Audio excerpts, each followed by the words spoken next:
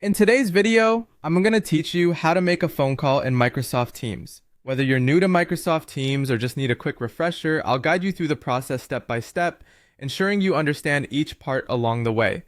First, let's start by opening up Microsoft Teams. Make sure your Teams client is up and running on your device. You'll find the Teams app icon on your desktop or within your applications menu if you're using a PC, or your app screen if you're on a mobile device. Once you've got it open, you'll see a navigation menu on the left-hand side of the screen.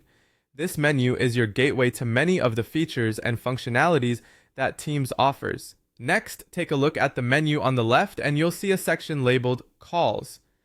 This is where you'll be managing all your phone call activities within Teams.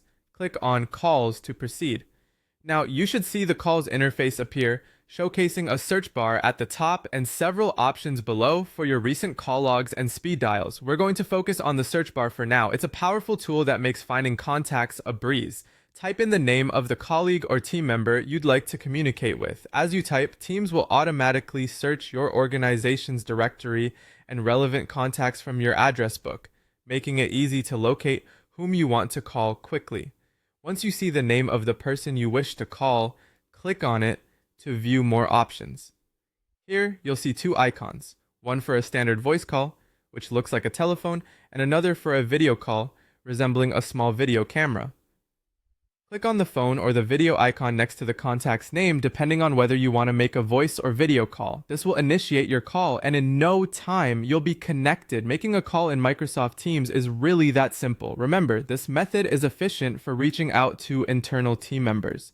Teams has made sure to streamline this process so you spend less time navigating menus and more time on meaningful communication.